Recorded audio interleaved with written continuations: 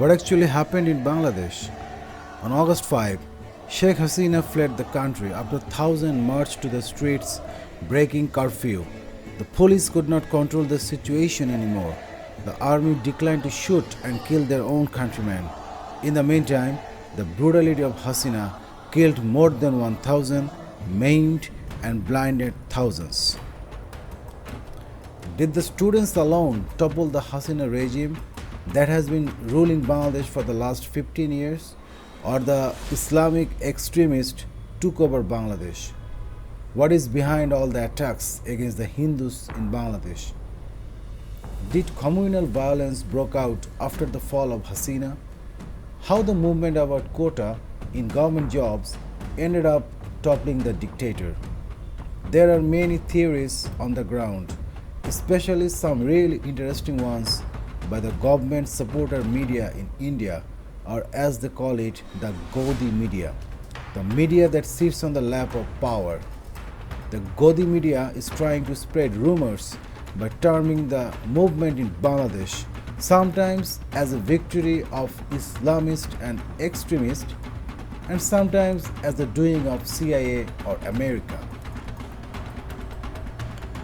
As a Bangladeshi who closely followed the movement, I feel is very important to share an honest, in-depth analysis of the events in Bangladesh, which is very much necessary, especially as the Indian media and the deposed dictator just went crazy and spreading misinformation and disinformation about the student-led movement in Bangladesh. Yes, you've heard me right.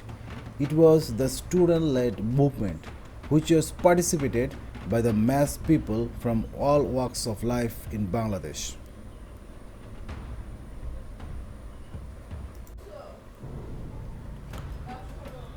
Let's break it down one by one. Did the students alone topple the government? The answer is no.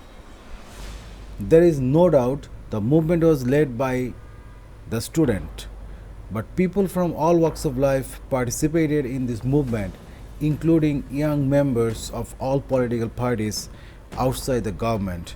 This fact is actually acknowledged by the coordinators of the movement, who always call it the movement or uprising of students and the people.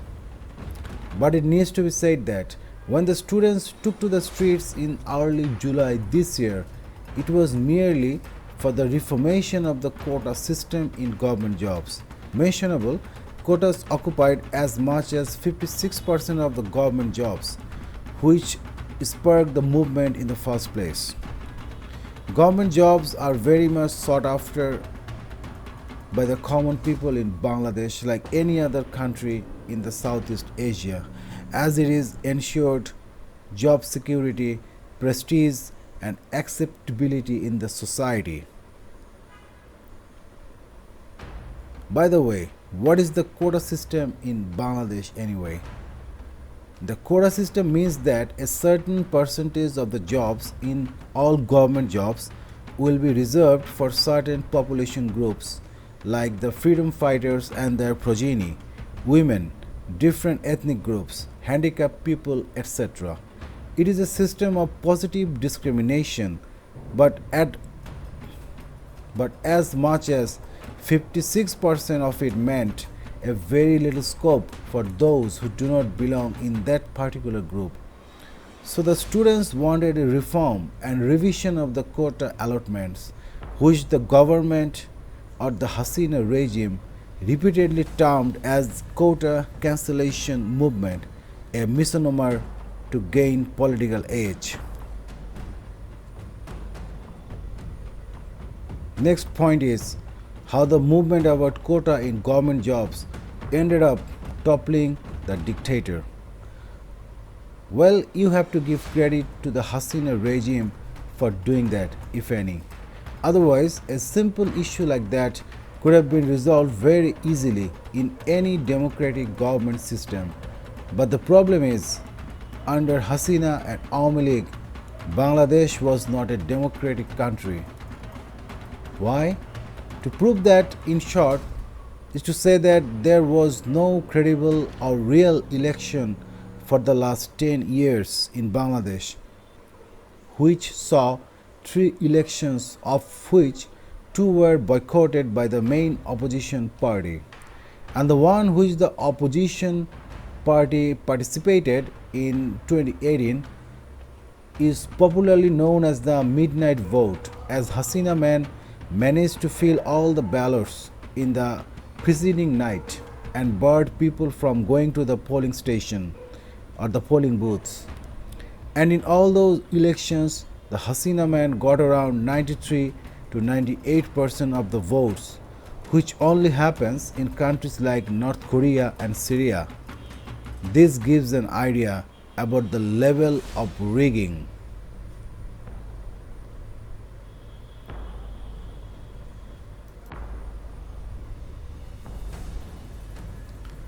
The main problem is Hasina rigged three elections and got away with it, with the help and support from the West, and especially from India, who worked as the broker for Hasina to the Western countries. The Hasina regime quelled many uprisings very brutally, and always India on her side. It thought it could be in power forever, so it became more and more haughty and treated the citizens of Bangladesh like subjects, like the way a cruel monarch would treat his subjects. So there was widespread anger and dissatisfaction that had been being built up among the people of Bangladesh. The situation got worse and worse, which with incidents of huge and widespread corruption, the frequent human rights violation like extrajudicial killing, enforced disappearance. Moreover, money laundering and corruption by Hasina's men also put the country on the path to financial crisis, with high inflations and dwindling reserves. The people watched and were helpless, as the administration, judiciary, the police were all controlled by Hasina and her men. Literally, Bangladesh became a one-party state ruled by one woman. So when students called for the resignation of the Prime Minister Hasina, people thought now they have a leadership they can trust, and joined in the protest in their millions to vent their anger. Some joined because it was getting tougher and tougher to meet ends meet. Some just to protest the killings of the fellow countrymen. Some to see an end of corruption. Some to seek justice for the disappeared loved ones. Some just to regain their right to vote and for their freedom of speech.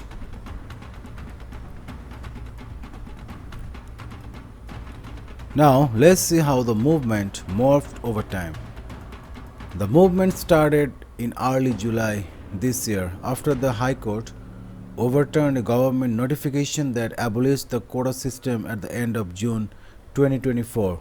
This was bound to happen, as the Constitution of Bangladesh has provision for quota for the underprivileged. So the abolition of the quota by the government notification was unconstitutional. Mentionable, the government did it as the reaction to the quota reformation movement that took place in 2018. Again, the students in 2018 wanted reform, not abolition of the quota system. But Prime Minister Hasina stated that she, being irritated by the students' demand, herself abolished the quota in public jobs. Here notice, by acting on her personal likes and dislikes, she has broken her oath, which clearly states that one under oath would not do anything out of their likes or dislikes. So when that government notification was overturned in June this year, quota was back in place. Mentionable, the High Court did say while the Constitution allowed provision for quota, the proportion of it will be determined by the government. That was a policy matter. But Hasina and her ministers kept on insisting that the matter will be decided by the court. Hasina liked to do everything by making the judicial system a scapegoat. How the elections would be held to be decided by the court. Whether the ailing leader of the opposition, Khaldejia, can receive advanced treatment abroad, again to be decided by the court. But when the court gave a verdict on July 21, 2024, that the quota will be total 7% as demanded by the protesters, the court also said again that the proportion of it will be changed or determined by the government, as this is a policy issue. Then the question is, why did the movement continue after that? Well, in the meantime, the Hasina regime has killed at least 200. Most of them were students and common people, arrested over 12,000 students and opposition leaders by block raids in the middle of the night. It imposed a nationwide curfew since July 19th, shut down the internet, literally isolating the country from the rest of the world. And also, this happened in July 16, 2024. The police shot dead a youth called Abu Said, which went viral and became the symbol of courage and sacrifice in the movement.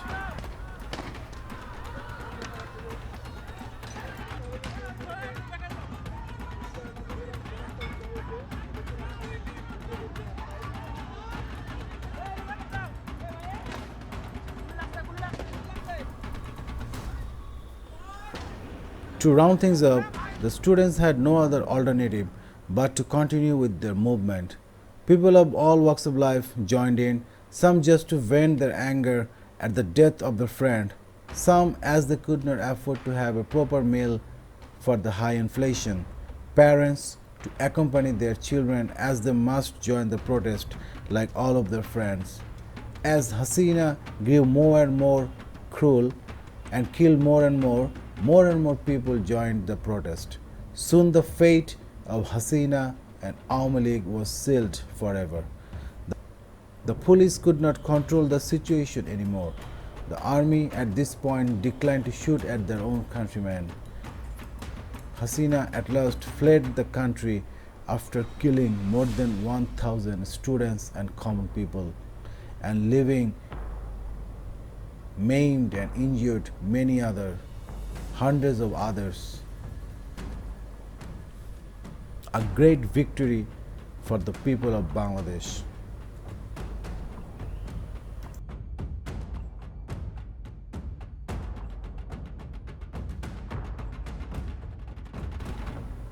After the overthrow of Hasina, there was widespread counterattack by the people, by the protesters who were victims of oppression for the last 15 years. There was widespread violence in the country. On this backdrop, let's talk about the attacks on the Hindus. While it is true that attacks on Hindu people did occur and their houses were set alight, but all due to political reasons, as traditionally Hindus are considered vote banks of the deposed dictator Hasina and Awami League. You see, currently there are no communal issues or religious tension in Bangladesh, like the ones you see in India in cases like destruction of the Babri Mosque or mob beating due to finding cow meat in Hindu places of prayers or mandirs. All there is political tensions. The Godi media, very shocked by the fall of the puppet government in Bangladesh, just went crazy and tried to spread misinformation and disinformation about the events in Bangladesh. This is their vile attempt to cause a counter coup and bring back their puppet government in Bangladesh once again. But the people of Bangladesh are very much vigilant and conscious now, so they won't be successful ever again.